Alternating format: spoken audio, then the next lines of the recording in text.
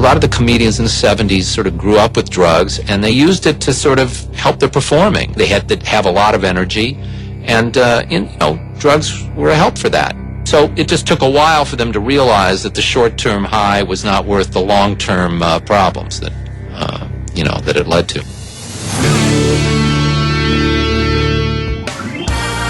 Belushi was a comedy icon. Every single time you saw Saturday Night Live, Belushi would do something better and better and better.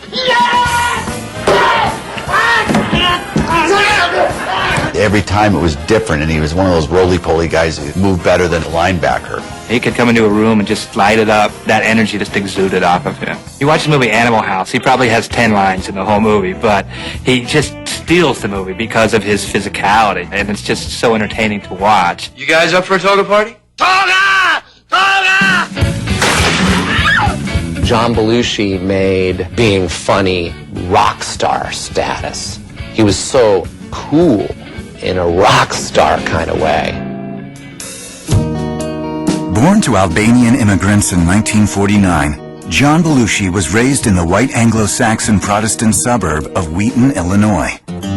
His grandmother Nina, who didn't speak English in the house, John found that the way that he could sort of get out of trouble with her and entertain her was by doing physical comedy. She didn't understand what he was saying. He used to turn his eyelids up at the dinner table while we're eating, try to get us to laugh a lot. John is an Albanian kid. He looks different. His hair is kind of wild.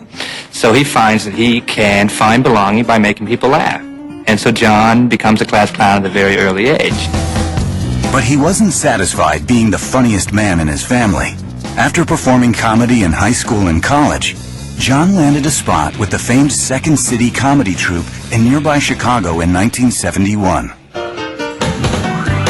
4 years later, a young TV producer named Lorne Michaels cast 26-year-old John in his groundbreaking new sketch comedy series, Saturday Night Live. I'm sure glad I found you open. You know, most of the places are closed this late.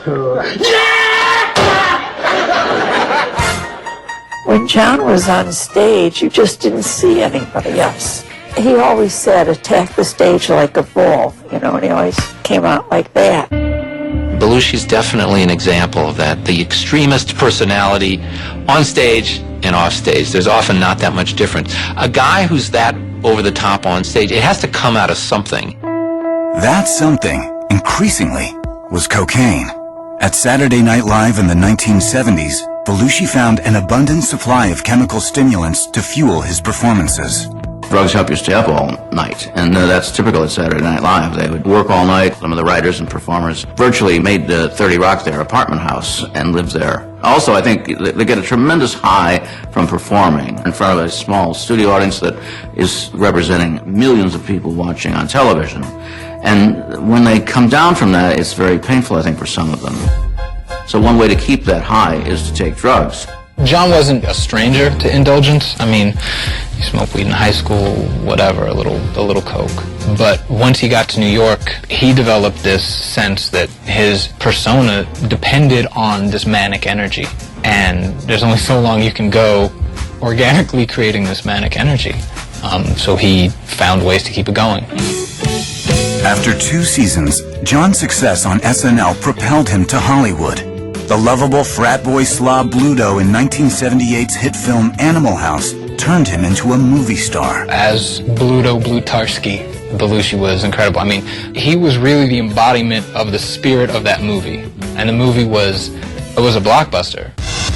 John was a very ambitious person who got hit with a tsunami of fame and success that he wasn't really prepared for. On his 30th birthday, he had the #1 late night show on TV, the #1 movie in the country, and he also had the #1 music album on the Billboard charts with the Blues Brothers. I mean, it was just a huge amount of success, and, he just went off the rails.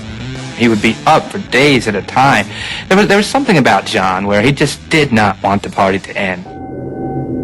It was on the set of the 1980 film The Blues Brothers that the 30-year-old comic's cocaine use hit a dangerous new high. Blues Brothers was when John's problem was really at its worst, and he was having problems on set, and one day John wouldn't come out of his trailer, wouldn't come on set, and John Landis went into the trailer, flushed all the cocaine down the toilet, and said, I'm not going to stand for this anymore. In In the spring of 1980, even Belushi realized that his drug problem was no laughing matter. He hired bodyguard Smokey Wendell, not for protection from attackers, but from drugs. When John was out on a Saturday night, there was nothing he wanted more than to find drugs, and he'd sneak into the bathrooms, but Smokey was always right there waiting for him. On his first day, Smokey intercepted a couple grams of cocaine that a dealer was trying to get to him and would follow John around at parties and just, hyper vigilant. Smokey was keeping John at an arm's length from his addictions until Belushi made a critical error in judgment. He had been clean for a few months, and he told Smokey that he was clean, he didn't need him anymore. John was able to stay clean for well over a year. But in the strictest sense of addiction terminology, John wasn't sober, he was just abstinent. He basically subcontracted out his willpower to someone else, which is a short-term solution, but it's not a long-term solution. After 18 months of sobriety, Belushi released his sixth film, Continental Divide. An attempt to take on more serious material, it was his first critical and commercial failure. When your life is making people laugh and being accepted, being praised, and then there's a misstep like that, that's a big hit. John didn't really have any experiences like that, really. He had succeeded pretty much every step of the way. So, to cope with that, you turn to what has sustained you in other times. So he started using again. He gets mixed up with folks that have nothing to do with his life beyond his drug habit, highlighted by his heroin use. These are just unsavory characters from the outside, and doing nothing for him but getting him high. His drug use escalating, his career in decline. In March 1982, John was in Los Angeles working on a screenplay, but the work took a back seat to his vices. He met this woman, Kathy Smith, who was a drug dealer, and they just holed up at the Chateau Marmont for a few days. People came by, Robin Williams showed up, and Robin Williams wasn't involved in the drug use in any way. He just came by, saw that John was there with this rather scary woman, and said, I'm gonna go. Robert De Niro stopped by the Chateau that night. Kathy was half groupie, half dealer to the stars. She helped give John a speedball.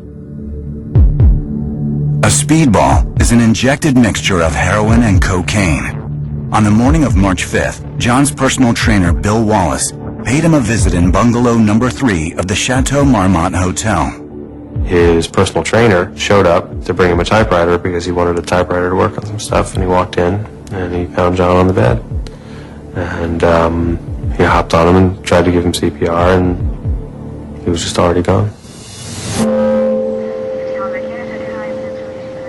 At age 33, John Belushi was dead. The official cause of death was a drug overdose administered by his companion and drug connection, Kathy Smith. I think for John Belushi, there was almost a perfect storm of personality inertia that contributed to his early death. It was a very vicious cycle of addiction. Because he has this crazy work ethic, he knows that he needs to be on all the time, and he's really thought that the drugs are what makes his work really spin. For the comedy world, Belushi's death was a warning. It was one of those wake-ups. You go, whew. It's just sad and it makes you sick, and then everybody was doing the same thing at the same time. And here's this guy dead, and anybody could have died then. And it was a real wake-up call for me. He was a pure professional, and he was very serious about being taken seriously at the business of comedy. But he couldn't function in the world without drugs, and he wanted to be the center of attraction all the time, and he needed to be high to do that. Here they are, all my friends. This is a not ready for prime time cemetery. There's this short film that aired on one of the SNLs in which Belushi played an old man, and he was in a cemetery. He was walking through, and the graves were all of his cast members. And he had outlived them all, and he danced on some of them. And it was this kind of ghostly-looking thing. It seemed kind of otherworldly. And it was funny and poignant at the time. And there's a lot more poignancy now. They all thought I'd be the first to go. I was one of those live fast, die young, leave a good-looking corpse types, you know? Well, I guess they were wrong.